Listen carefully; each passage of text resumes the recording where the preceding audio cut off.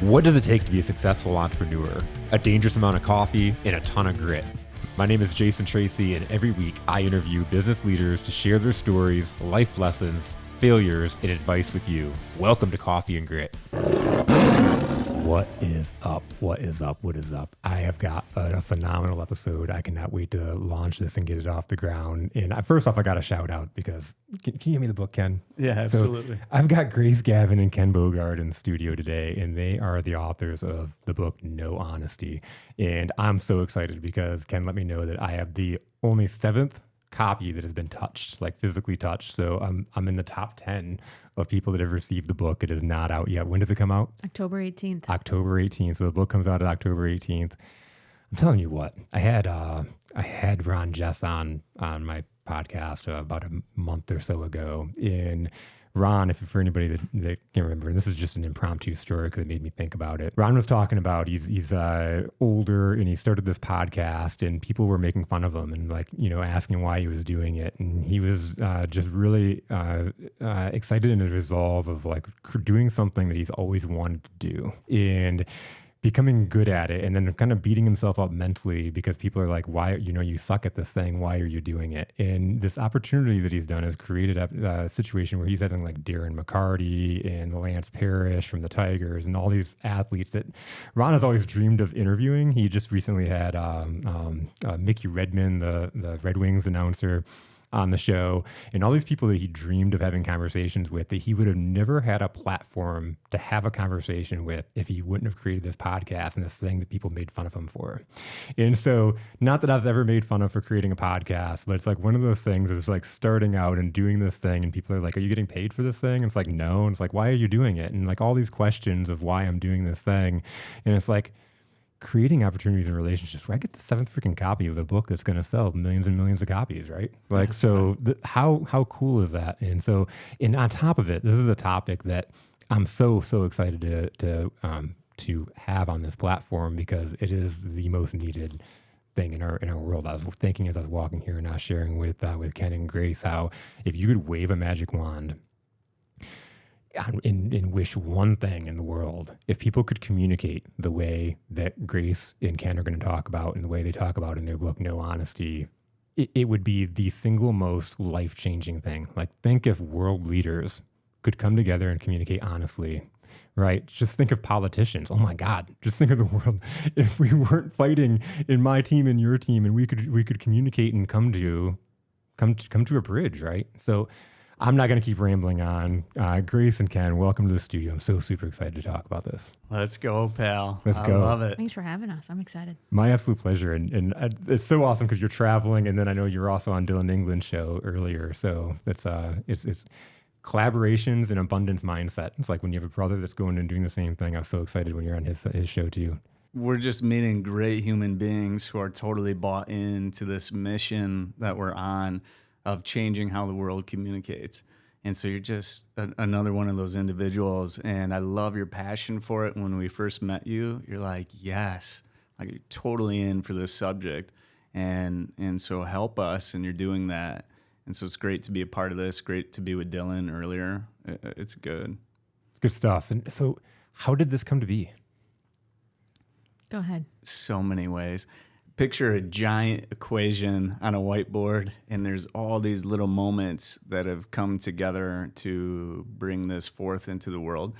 And I like to use a phrase that, or this quote that I think just everything is a little too improbable to be coincidence. And so all these little things that are taking place have led up into this moment right here, sitting with you, like all these improbable things that keep happening to bring us here. And if I could bring it way back, and it's kind of going heavy right away into my childhood, but there's some stuff that happened, and I think listeners are going to relate and viewers are going to relate with this. But I was raised by my father solo. He's a stoic German Lutheran retired engineer, ex-military, loving father. So if you can just imagine that, it's a bit unique to be raised by your father only. But that's who I was raised by, so you can kind of envision what that's like. But I went through a series of things that happened in my childhood where, man, I was bullied. But my dad and I did not have the word bullying in our vocabulary, right? The message I got from my father was, you're going to shut up and do your job, and don't push the envelope, and, don't say things that you shouldn't say, and kind of constricting type stuff. And so then when I was bullied at 8 years old, like the one story I'll share with you, it's just so profound and loud, but I used to bike to school. I was 8 years old. And so I go bike to school, and I used to have to pass these kids that were waiting for the bus. And I'm passing these kids, and it's pretty normal for a while. And then one day I heard blink. And I'm like, what was that? And then it was the next day, and I'm riding by, and I heard blink, blink. And I look back, and I'm like, they're throwing stones at me. And so I'm like, I got to figure out how to get by these kids. I'm crossing traffic to try to avoid them. Sometimes I'm going fast past them just to get to school. And the question when I look back is like, why? And as a kid, you don't get it. You're like, is it just because of who I am? And so that story is like for everybody ever, when you've been picked on or pushed on or beaten up on for no reason whatsoever, and it's happened to everyone in some degree, and some people way worse than what I received in my childhood, but it happened a lot. And with my dad, we didn't talk about it. Right? You're dealt the cards you're dealt, and you have to deal with it. Well, as a kid, I was really open. I always listened to everybody else, but I wasn't real confident to share who I was. I didn't feel like my opinions were worth anything. And I think the bullying type stuff got into my head, and I really questioned my self-worth. And when you don't have self-worth, man, it's pretty lonely, But then what happened is I turned into a teenager, and I know there's plenty of you that can relate. Turned into a teenager, and I'm like, that in my childhood is never going to happen again. No way. And so I grow into a man, 16, 17 years old, semi-decent looks, semi-decent education, start feeling myself, and I turn into a monster, And I just try to own everyone and fight everything that happened in my past. And I trounced people. I treated them poorly. I ruined relationships left and right, seemingly had good things going on for me. But on the inside, I was also lonely, and I had to try to design this world for myself. So we do that all the time, me, myself, and I. And so here's this world designed for one. That's a really lonely place. It has 8 billion people in it, and I couldn't even see all that. And so I was missing all the beauty and all the love and all the other stuff. And so lonely as a kid with no self-worth. Lonely as growing into a man because I was trying to design a world for one. And I look back at that because people are always asking, like, where did this book come from? And it really forced me to explore, like, what happened in my youth and what formed me to be where I'm at today. And now when I help leadership team members, because I'm also an EOS implementer, and plus the workshops that Grace and I are doing, we're working with leaders all the time. But you see these leaders, and I'm like looking across the table, and sometimes you get those quiet, not real confident leaders, and I'm like, I get you. I understand working with self-worth. And then you get the leaders who are tyrants, and they're dictators. But here's the deal. I'm like, I get you. I understand you. Like, been there. And I'm here to help. And so, if we could just reduce some of our judgment on where people come from and maybe try to seek to understand a little bit more, we'll relate and actually be able to help. So that's a big part of where this came from, at least the origin story. But then, Jason, there's like 20 other pieces to the equation. I love it. Because it's one of those things like communicating. You talked about like people, like some of them are tyrants, and like we're all doing the best I think that we think we can. And I've talked about in this show a lot. I don't think we talked about this, but I had a grip with an abusive dad. So you're talking about your story. I got bullied by my dad at home. Mm-hmm. I got bullied by kids at school, and so I can really relate to what you're saying. But in order for me to grow in my life, I had to get to a point where I stopped blaming my dad, and I had to start looking at like him as a human. Right. And you know what? All the things I had to kind of forgive him for because he was doing the best at what he knew how. And he was unfortunately couldn't get out. and he ended his life at 42 years old and committed suicide. And it was one of those things like I had to stop looking at myself as a victim and start looking at him as a human. And it's like, what if he could have communicated better? Right. Wow. I'm sorry, like your story like pulled me into that. No, I Thank you mean, for that, but let's yeah. go there. But what you're talking about is real. Yeah. And I think, we just got done sharing some pretty heavy stories too on another podcast. And this is what we're doing, right? We're just putting real on the table. And I think what a lot of us do is we try to run away from real with anything we can, whether it's substance abuse or, poor forms of entertainment, anything that's not real. And what happens is we weaken and we don't go stronger at dealing with the reality. Instead, we're running from it. So then when reality hits you and something as heavy as what you're sharing, Jason, hits you, it's like sometimes people don't have any ability to absorb it. And so then what does that do to you? Horrendous things for a lot of people. And so I think we got to start running at the reality, put the truth on the table and work through it. And that's just what we did just now. I think you're sharing a heavy story and we're just trying to absorb it and understand it. And like, how do we work through it? And what do you need from that? And hallelujah that you're sharing it so people can hear it. But let's stay in it for a second instead of run from it. Yeah, no, I love it. Yeah. Yeah, because if you have the ability to share that and we have the ability to absorb it, then you don't feel alone in it either. Even if that's not an experience that I've ever had or Ken's ever had, but we can be in that with you and hear what you're saying and be there with you so you're not so alone. And then you don't feel that loneliness and then that feeling doesn't continue to move through the generations and through the generations. It's about how can we help people today? That's huge in how impactful that is to the generations as you carry it. Like you're speaking of your experiences, if you continue carrying that, how does that impact your generations and your kids? Mm-hmm. With everybody around you. Right. Grace got done saying, I'm just like my dad. I sent her a voicemail. I'm like, you got to check this out for my dad. He's so worried about where our book's going to be and where it's at.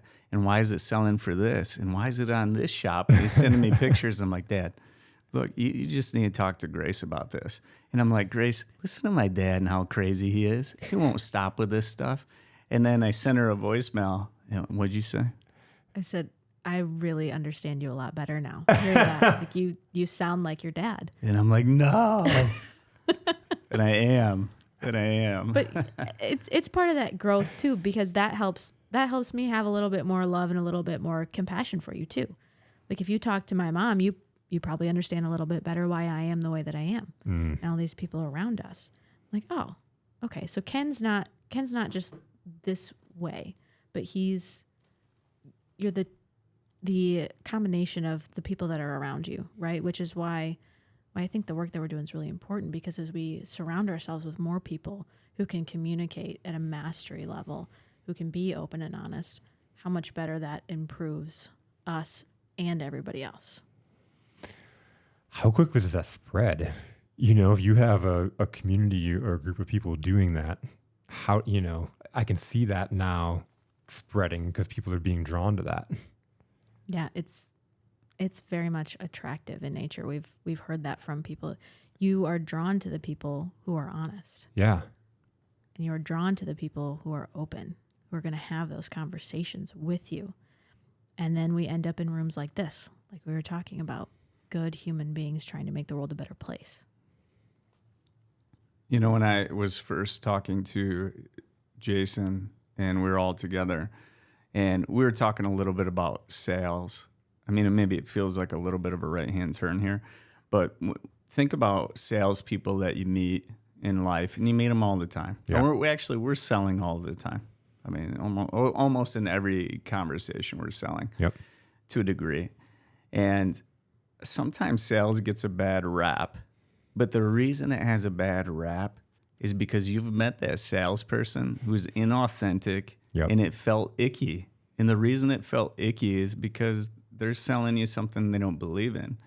So I think when you meet somebody who's really authentic and they're selling what they believe in, you're drawn to it almost no matter what they believe in. Like if you believe you should be selling these coasters and you love these coasters authentically, like I'm pulled in, I'm bought in, like give me some of those Give me those coasters. coasters. You know, and I think that's an important lesson in life in general. Like just be you. Yeah. And like I'm a little bit of a live television or a reality television junkie. And I like isn't that what it is? Real TV? Reality TV. Yeah, okay. Yeah, reality yeah, yeah. TV in Yeah. general. Like name them Big Brother, Bachelorette, or Real World, Yeah. the intro drug. Yes, Real World. Oh, yeah, for sure. And, you know, I think what I loved about watching it is not the wallflowers who were faking it or trying to protect who they were. You know, nobody's interested in those characters. Yeah. You know who they're interested in? Like the ones being real, Yep. the ones screwing it up, the ones that are opening up, being vulnerable. Like that's attractive, and people want that. And even the person who would do like some of the heinous, messed up things, but if they did it authentically, you're still drawn to them. And you're like, I get you. Why? Because we've all done heinous, messed up things. And we're like, I understand. So I think that's a piece of it. What do you think that gap is? Because I agree that we admire the people that can be vulnerable and honest and authentic. We admire those people, yet we're so afraid to be those people. It's a lack of openness or a lack of perceived openness on the other side. So I think about the conversation around authentic self, and you know, you talk about imposter syndrome or all of the things attached to that. And what comes up is this idea of bravery and of courage. It takes that courage to be your authentic self. And I think the question really there is why? Why does it require courage to just be who you are? Yeah. And it's because on the other side, there are a lack of people who are willing to be open. And openness, as we define it, is listening without reservation, putting your needs and wants on pause for someone else. So if, Jason, I don't know if you're going to be open to me, then it's going to feel like I have to be brave, that I have to have courage to be my authentic self. But if I know that you're going to be open, it's so much easier. Life's more of a breeze. I'm not holding on to that weight. And we can get into the real conversations a lot faster because I'm not trying to protect myself. You're not trying to protect yourself. We're just having a real conversation. And you can feel that when you're in that. Mm-hmm.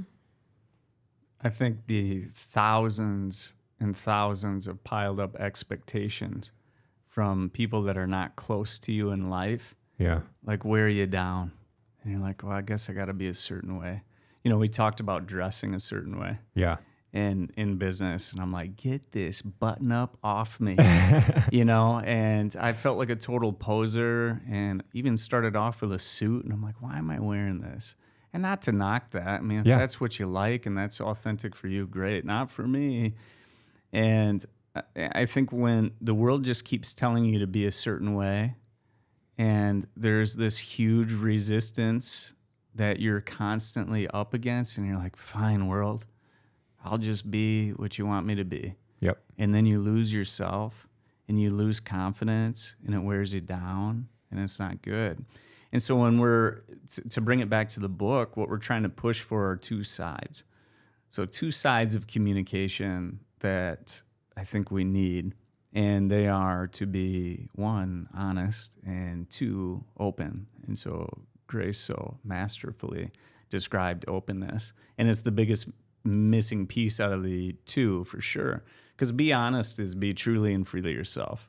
Speaking of what you want and how you feel. Like I want the real Jason. Mm-hmm. I want the real, raw you. Like let that freak flag fly. Mm-hmm. Like just be you. And I will love that. And I promise you I'm going to be open to it. And then what we need back is like, I'm going to be honest back at you, tell you how I felt about that and what I think about that. And I hope you're open to me. My gosh, if everybody in our society can act like that, do you know how much space and freedom there is for everybody in everybody else's life? Like that's what we're after, and that's what's missing. In the last 15 to 10 years or so, just think what's been promoted in our society. Power of Vulnerability by Brené Brown. Powerful book, great book, but right, be your vulnerable self. Be your own identity, choose your identity, be who you want. Delegate and elevate to your unique ability, true you. Me, myself, and I type stuff is taking place all over. And that's good. I mean, that's not a bad thing. But when there's no openness, like Grace was describing, Yeah. what does it matter? Yeah. And so what you end up building is a whole bunch of individuals. Who are out there telling you their vulnerable selves and nobody cares. Nobody gives a rip. That's right. And on top of it, creates a lot of disagreements that are viewed as negative. So like disagreement right now, you just go on social media right now, post something semi-controversial, Yep. and you're going to get some sort of negative knee-jerk response. Guarantee it's happening to me probably right at this moment. Yep. And it's because we're not willing to allow disagreement to be okay. Like, disagreement's fine. We're going to do it all the time. As soon as I walk out this door, I bump into Cameron. He won't like that I walked into his space or vice versa. And that's okay. That's just normal life. Disagreement is everywhere. We're not embracing that. Like, we're fighting it. We're like, Jason, how dare you have a preference? How dare you? Look, the world that I want has very certain set of rules that you can't mess with, okay? And here's my list of rules. And it's a 4,000-page book, right? And that will mess you up. And so we're trying to control this world. And I know you wanted to talk about the topic of control, so I'm hoping you'll dive in here. But we try to control everything, and that's going to make you neurotic. Oh, my God, yeah. Insane. You know, you can't control everything. Stop. Like, let's start embracing imperfection and relax just a little bit and be a little bit more open to the human being across the table from you. This world was designed for 8 billion people. Quit trying to treat it like it was designed for one. And I think you'll be all right. Well, I love that because it goes back to the beginning when you were talking, and when you were talking about growing into a man, the one thing that kept on popping up was that you were trying to control. You were trying to control the environment so you didn't get bullied and have your, Big time. be hurt. Mm-hmm. It was control. I haven't said that. Saying it feels freeing for some reason. But when it was, Like Musa. yes. We're letting it go in here. Yes. Yeah, but that exactly when you try to control every single outcome in your life, one, it's never going to work, but also you're going to drive yourself crazy trying to do that. And I think part of that is, right, living in this world that we've designed, like Ken was talking about. And we're kind of in a point in society or in culture, I think, where we're living in a culture of comfort and comfort over everything. And so what that means is we're not going to walk into disagreements. We're not going to walk into conflicts with people. We want to stay in our comfortable, confined space where we are in control of everything. It's where you see relationships breaking down, where teams aren't working, where entire organizations fall apart because of that inability. There's somebody there who wants to control everything, or worse yet, you have an entire organization of people that want to control everything, and that's never going to work. And it drives ourselves crazy. What you can control is yourself and your response to others. So that's really important. You got to recognize what's in your locus of control and what's not. And whatever is not, you got to let that go. You will stress and stress and stress. And, and I've seen so many times people spend so much time trying to change the thing that they cannot change. And it's like you're spinning in so much frustration and wasting so much time wishing this thing didn't happen. But it did. So how do you respond to that? Exactly. Like I think about, we were talking about politics earlier. Yeah. Right? And if a political leader does something that we don't agree with, we lose our minds. But how much control do we have over that person? Very, very, very small percentage. What do you have control over? You have control over your vote. You have control over where you volunteer your time. Maybe if that's something that's really important to you, what is within your area of control there? And that's politics, but that applies across our entire lives. If there's something happening in your community that you want to see more of, how do you step into that and give your time and help control that narrative a little bit more if that's important to you? And how do you switch that in an organization if you're going towards a project that maybe you don't agree with? Well, if you're just saying you don't agree with it, but you're not getting in there and you're not helping, I don't really know how that's going to work out for you. Yeah. Where do you want the change to occur?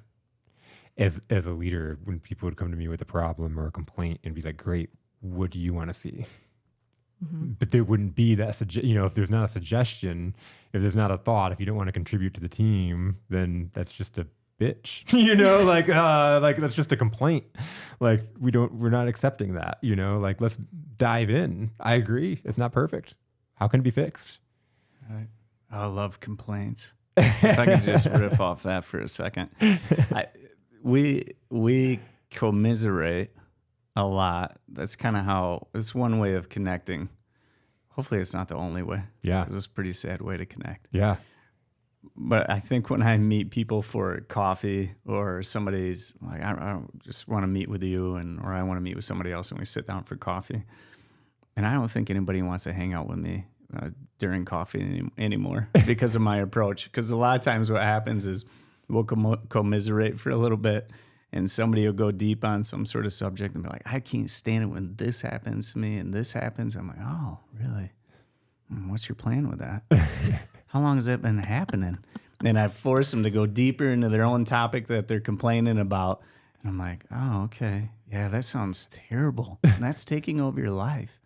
Wow. Okay, so then what would a good action step be? And they're like, dude, I don't want to think. I just want to complain, you know? And I keep forcing it back in their arena. But I think there is a growth mindset that we need to encourage people to have in those scenarios. And sometimes I think growth can't happen if we're not open with the definition that we're talking about. When you're not open and you've walled off, so we have a chapter in the book that talks about the wall.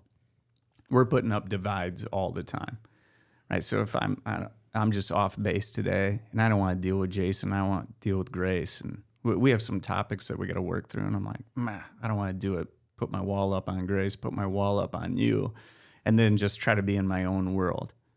There is no opportunity for growth for me. There is no exchange. Yeah. There is no connection. There's just wall and myself. Yep. That's not growth. And so people are walling off left and right.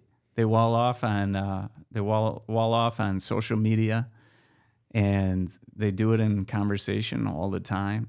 And so we become these closed-minded individuals again, crafting the world for one. And if we can lower the wall, which is really hard to do, man, you'll be growing all the time over any conversation. And so we're trying to promote that. And a lot of times to identify your wall, to give you a practice, like just to help people, like, well, how do you do that? I think, one, it starts with education right now. We're talking about it. You're getting educated on the subject, and you're going to see how it's going to change your life, and it will. No doubt it's changing hundreds of lives that we're helping out right now. And this book, hopefully, is going to get out to millions of people and change their lives too. But for this one little practice around openness, the first part is reflect. Like, think of a time, Jason, maybe you can do it. Think about a time where you've put up your wall. And it could be big or small. You don't have to take it super deep or anything. But a wall could be, I disagree with Grace. I don't want to listen anymore. Or I'm pissed off at my significant other, and so I'm shooting lasers through my eyes, and I'm going to go walk into the bedroom and ignore what's happening. That's the wall. Yep. Somebody brings up politics. I don't want to go there. And I don't like what you believe in. Wall. And so we just immediately disengage. But if we can reflect, you're going to start identifying where walls have taken place in your life. And then you got to bring it up into the real moment, the moment now. So as soon as a wall hits you, you're able to bring it down.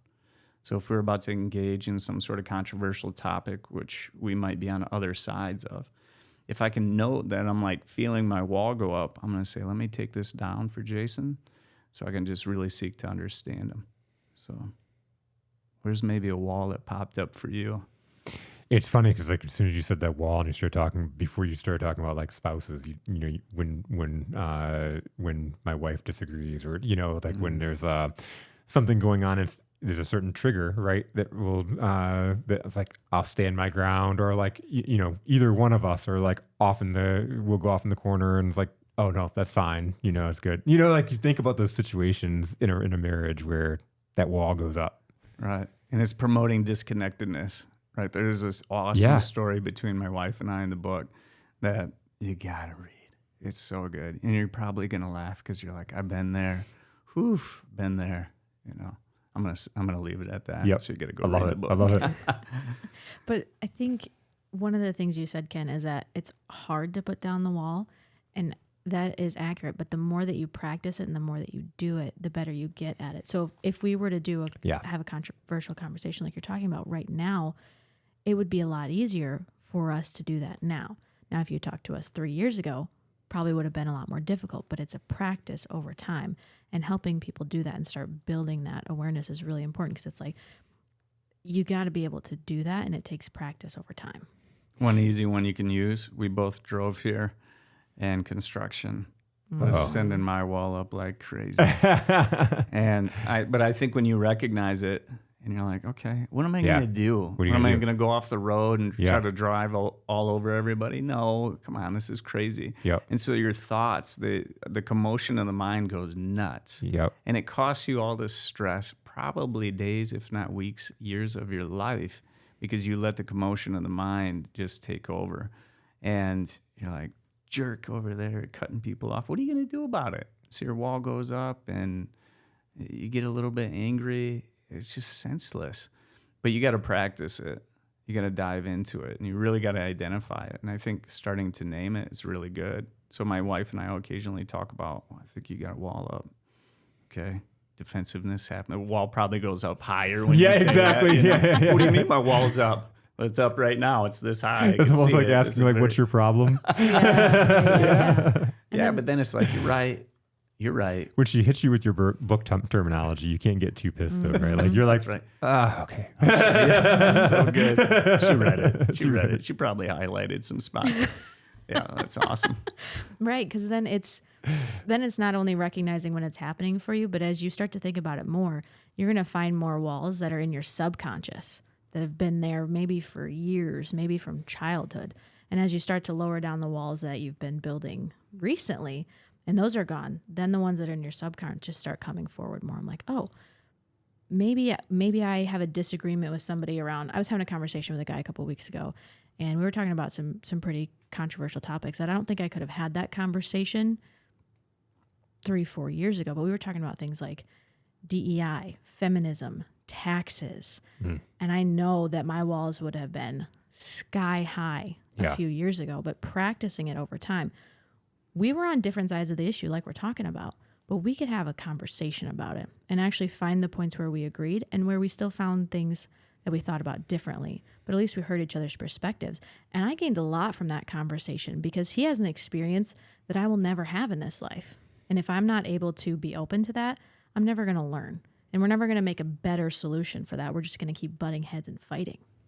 I think that a firm belief that people are our greatest resources. And I think when people are so extremely different, we can take that as like weird, or I don't like that person because they communicate this way, or whatever it is. But we can learn so much when we seek to understand, when we make that space and we ask questions and we seek to understand versus just trying to like manage or control or manipulate, I guess, in the best way possible, that person. Mm-hmm. When you were saying that person's so different, wall, you know, absolutely. And that's how we view people. Like, well, you're not just like me with my 4,000 page preferences, and walls keep going up and no learning takes place. I mean, just to reiterate that one again.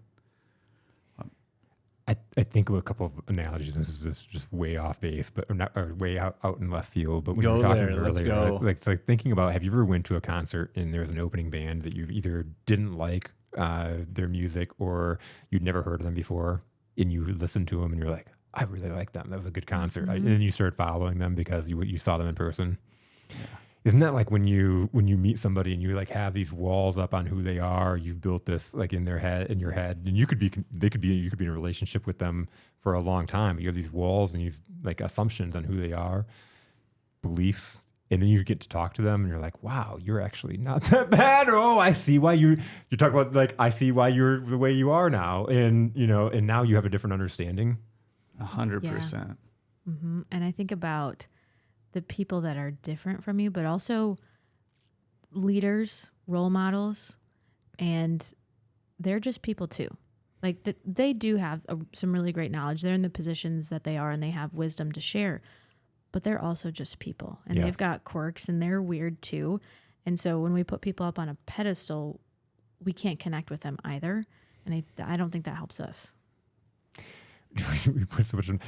I thought that like as you get older, you just have it figured out. You think about being a parent, and like I'm 45 and I still don't have the manual, right? You know, in the sense of like you're just figuring it out as you go. You think that like as a kid or when you're younger, just a random thought, you just assume that your parents, they know and they should know better. So going back to my dad and telling that story, for example, you think, oh, you're this age, you should know better. No, like I'm 40. You know, like it takes learning and growing, and if you don't have that right structure, you know, they don't know any better. Yeah. And having that ability to say that, to be honest about that. Like if you're having those conversations with your kids, with your spouse, like, I don't know what the right decision is here, but we'll find it together. Yeah. Or I'm not necessarily the expert here. Yeah. And owning that and then having that conversation. Maybe you are the expert and you share, here's my perspective, but what do you think on it too?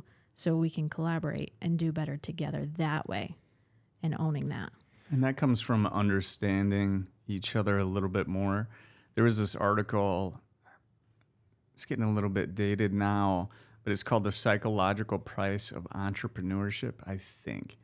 Brilliant article. So good. One of my best shares on LinkedIn, and everybody was loving it.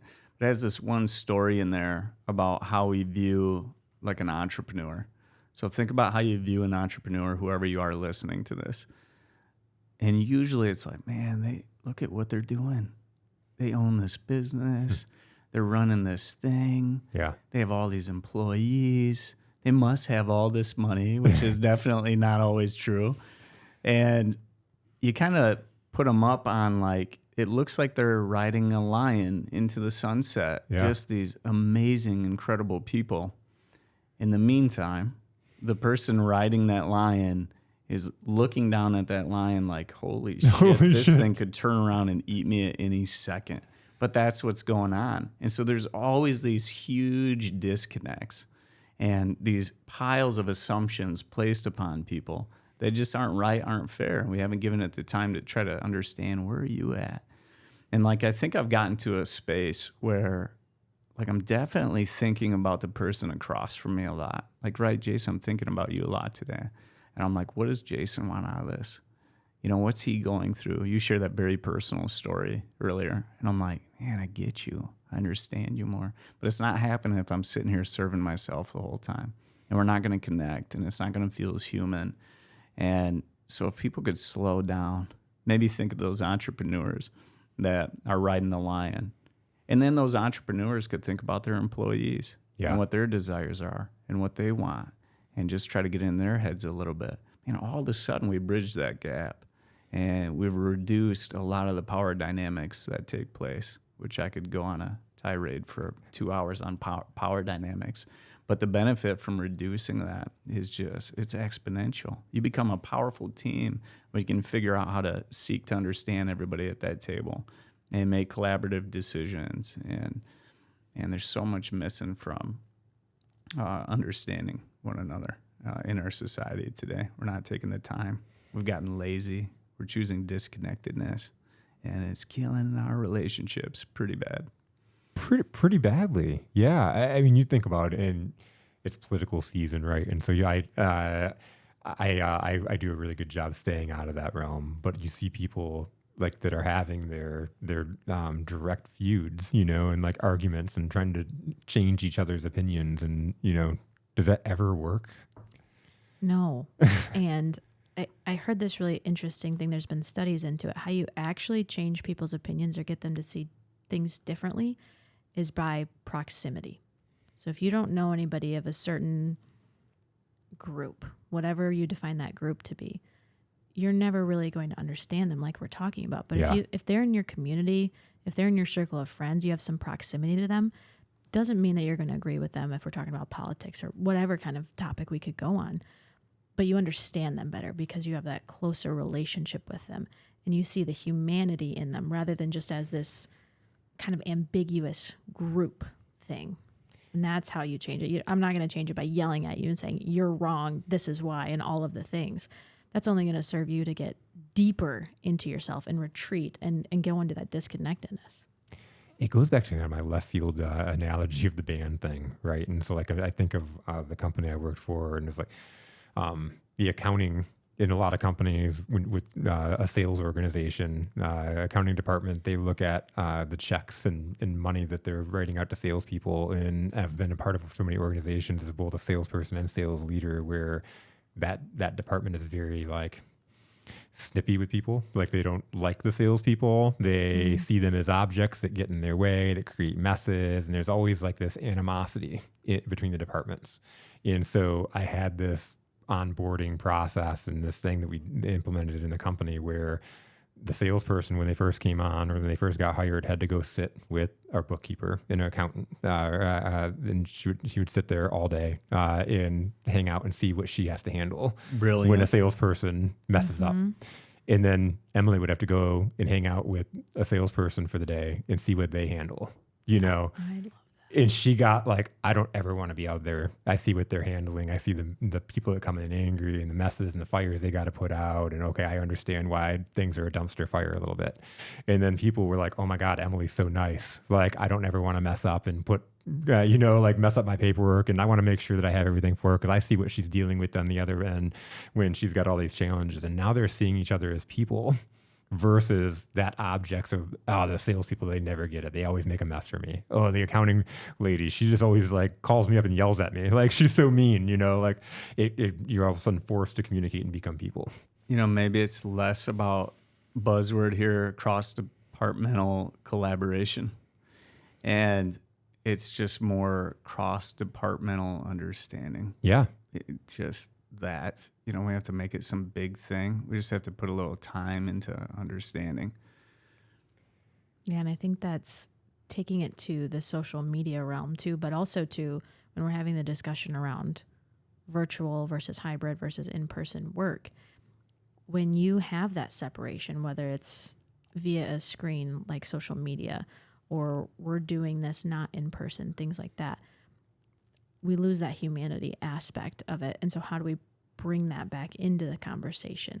Like it's interesting. If you look at social media stats, things with people's faces on it always tend to do better because it's bringing that humanity back into it. Yep. And I would love to know the stats on what it looks like if you post a controversial topic with a picture of your face or if you post one without your face. Somebody please do a study on that because I would love to know the results on what the comment section looks like after that. Go for it.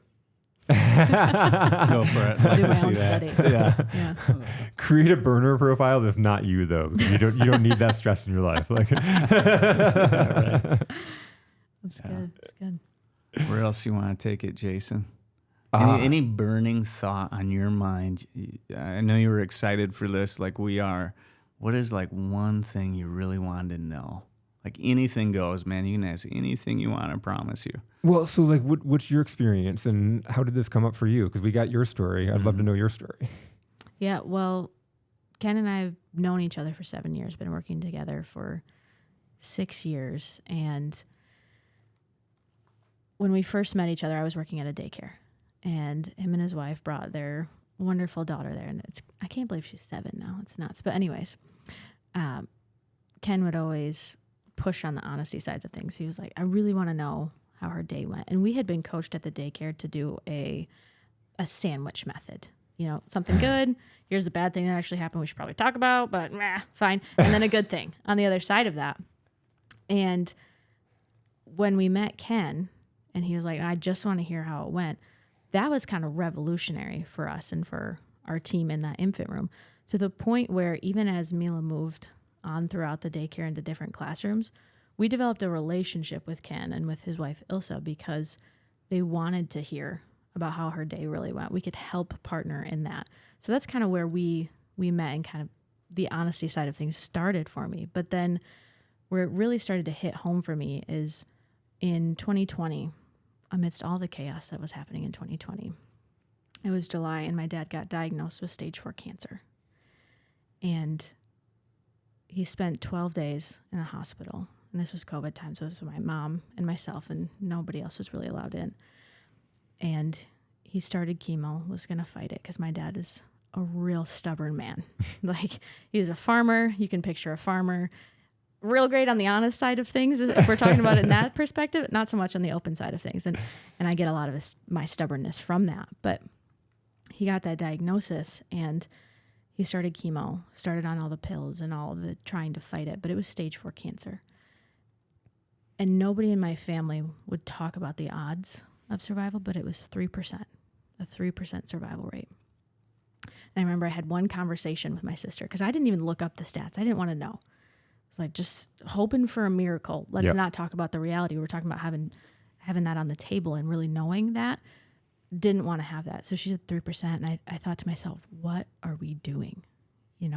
But I kept that. And we didn't have any big kind of conversation. There were whispers, but nobody would say that. And so we had 5 months with him after that.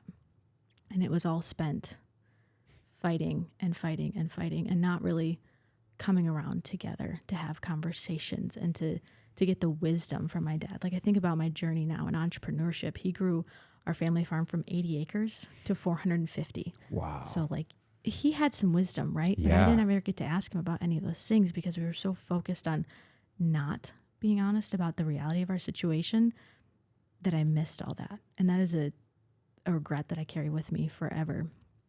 And 5 months later in December, he passed away. And then very shortly after that, we really started into our development and our work. And I just saw how badly I messed it up, and I don't want anybody to ever go through that again. And if it helps one person who's going through a cancer journey like I did, or if it's a team and there's a really tough topic they've kind of been avoiding, but by talking about it, by being honest about it, having people on the other side who are open to it, and they have better outcomes for that, I can't ask for anything more than that, for my story to help somebody else, because I think about what could have been. And I don't want anybody else to have that question of what could have been. I know for a fact somebody's listening right now and either went through that or is going through that right now. And I hope it really impacts them to have that conversation, because when we were talking about walls earlier, I was thinking about that. The thing that kept popping up is the walls of knowing something, but avoiding it and hoping it turns out, as opposed to having the conversation and preparing for it because you're afraid of either the response or, you're afraid to have that, whatever it is. What was that thing that stopped you after you read it, the 3% odds from having that conversation with your family?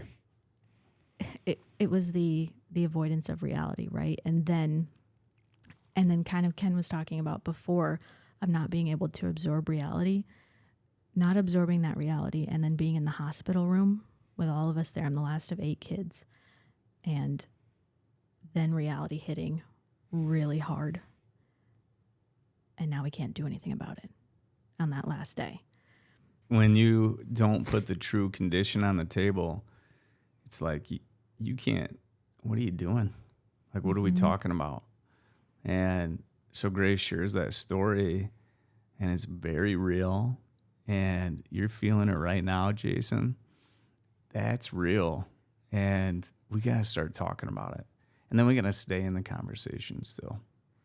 Well, that's a very real conversation. And again, when the power of stories, Brene Brown says it, and I stole it for the podcast, but stories are data with soul. And when you listen to people's stories, why it's so powerful is because you've probably lived something to that nature, right? And I think about my grandpa, and I was 12 years old. My grandpa was one of my biggest heroes, especially growing up with an abusive dad. He was this bastion of strength, and he got cancer. And my grandpa was this tough guy. He was a survivor. We all thought he was gonna make it through. And I was 12, so like, but looking back at it, we spent all that time fighting. And then one day, the cancer spread to his brain, and we couldn't have conversation anymore. And then he died like 4 or 5 days later.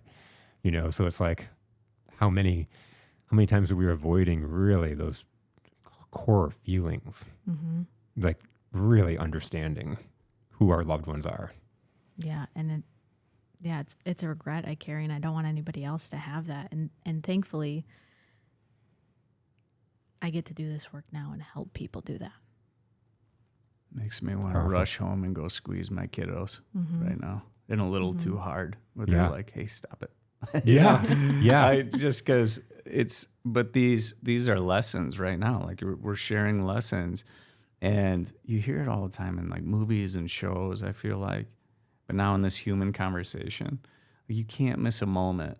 Don't miss the real moments. But go have them right now. You hear this podcast right now, go pick up the phone and go ahead and make a moment with somebody you really love, and don't lose any of that time, and don't be fake, and don't be closed-minded.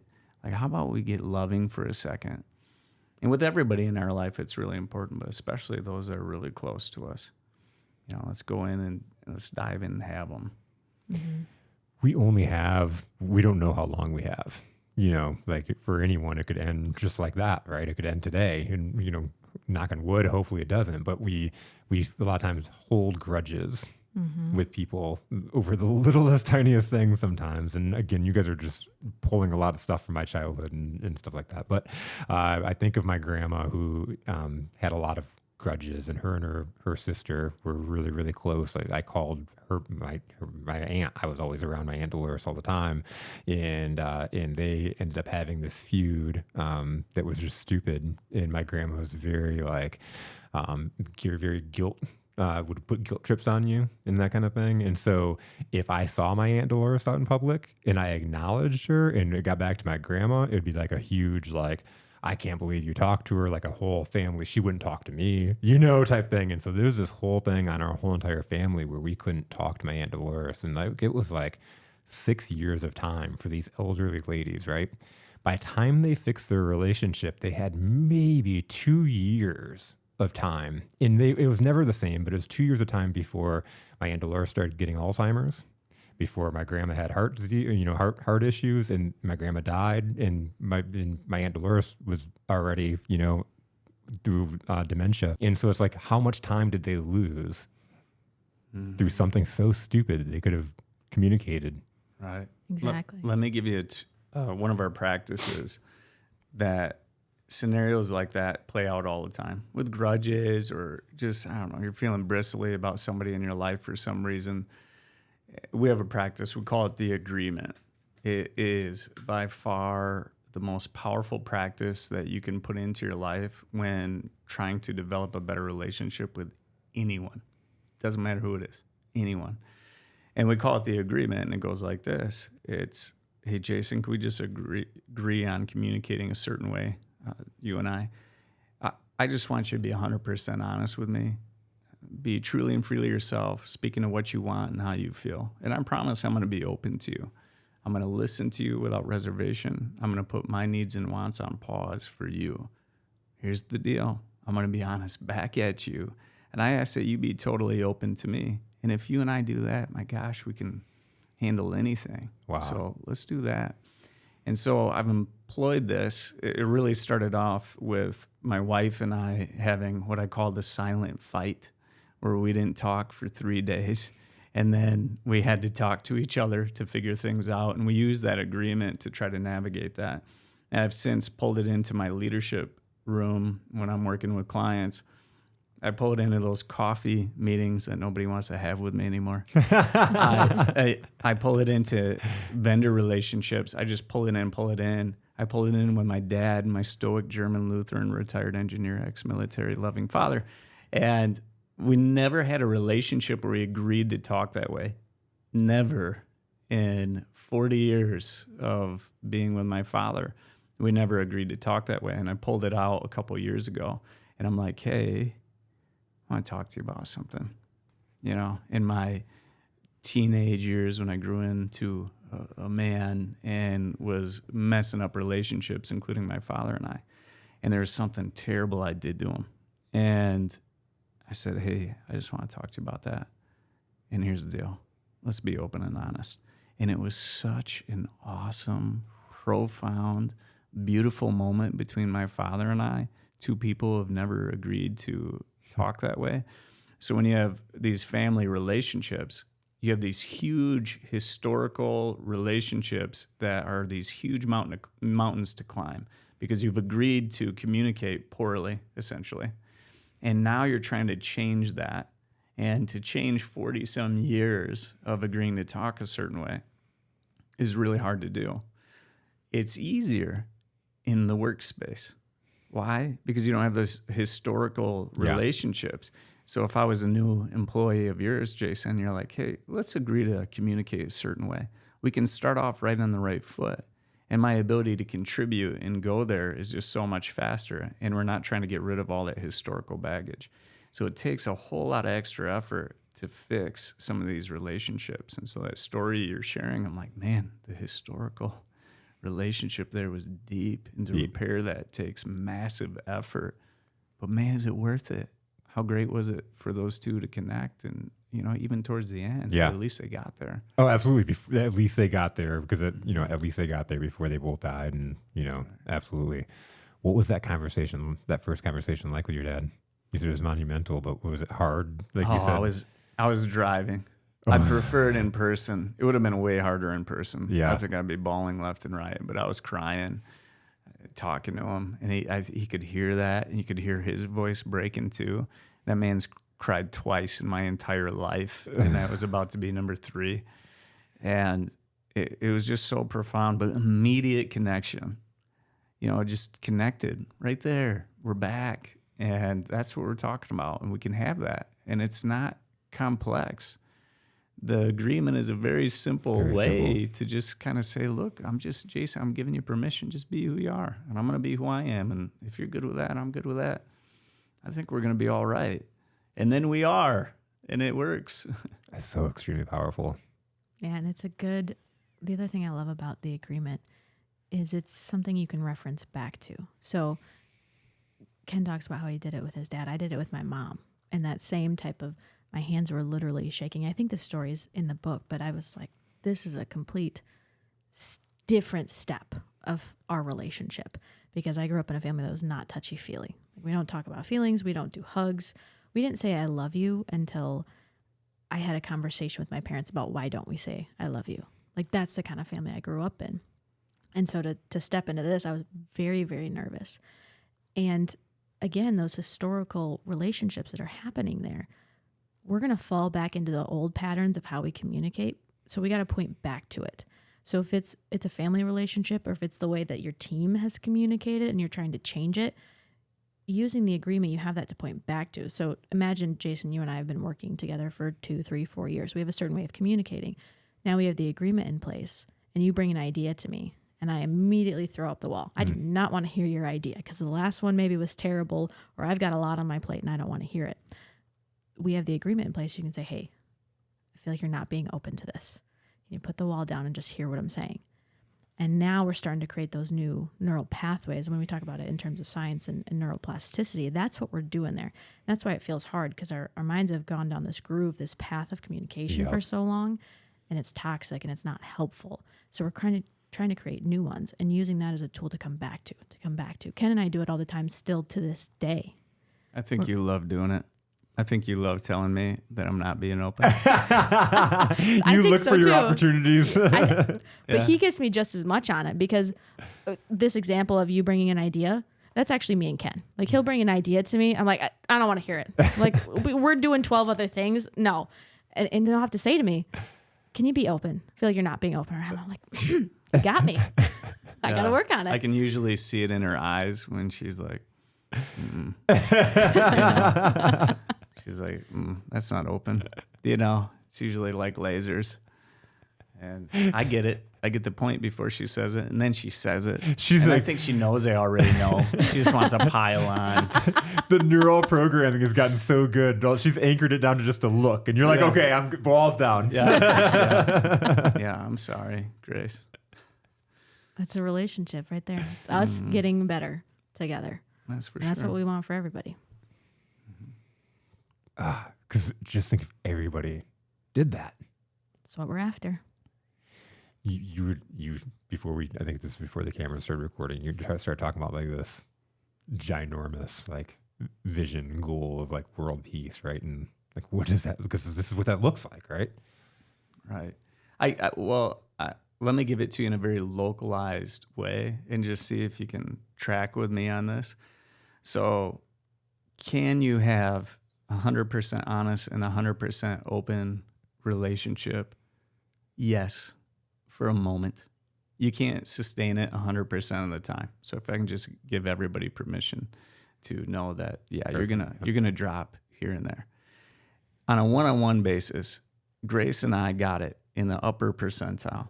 I mean, we're doing really good. And I think we're modeling the thing very well. And when we hit turbulent waters, we just remind each other, like, hey, let's just get back to that agreement. So it can take place between Grace and I. And then you think about a leadership team, and I'm promoting this thing all the time. I go over the healthy rules. We talk about being open and honest, and you got to have this.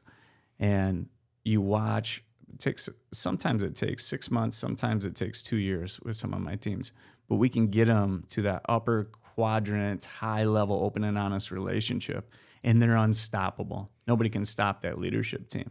And then the leadership team experiences that power, and they're like, my gosh, we need that in our culture. Could you imagine a whole organization, 100 employees, 500 employees, 1,000, 10,000 employees that have agreed that we're going to have an open and honest relationship?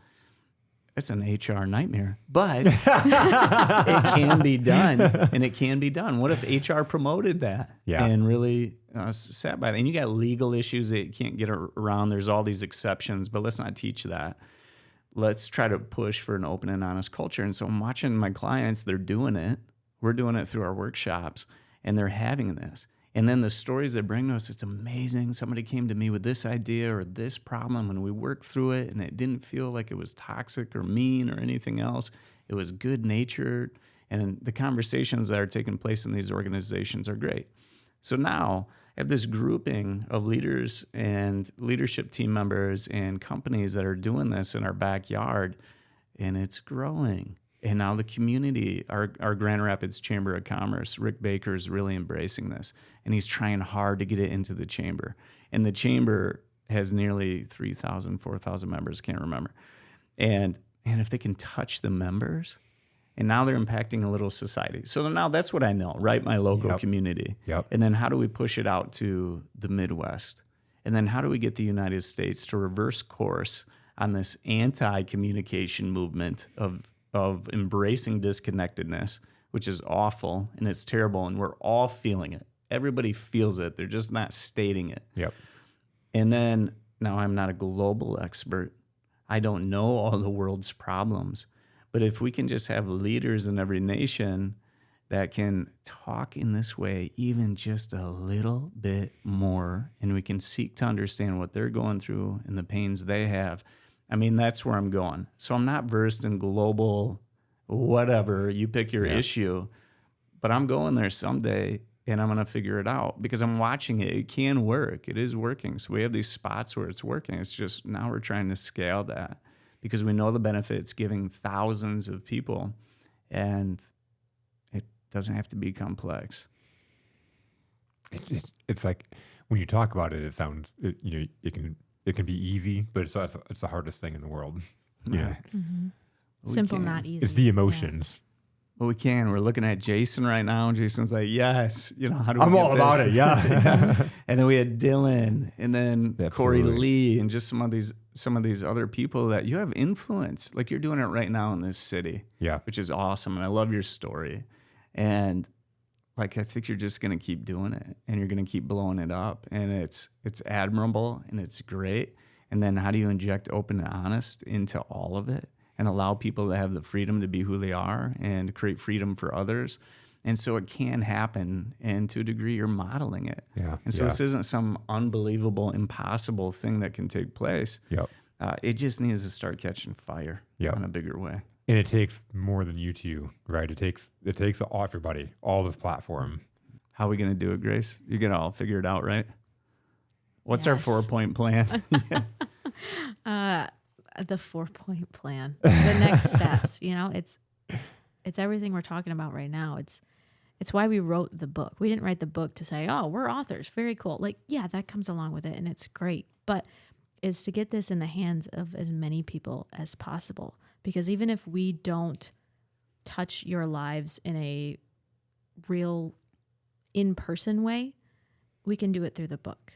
And when you take that book, and what I would love to see is people do it as a book club or with their family, like those types of things. Because another one of our 6 practices is the assessment. It's giving you the real-time data on your current ability to be open and honest. And having that data is fantastic. We love that. We love numbers as humans. But what's even more impactful is the conversation you have with somebody after that.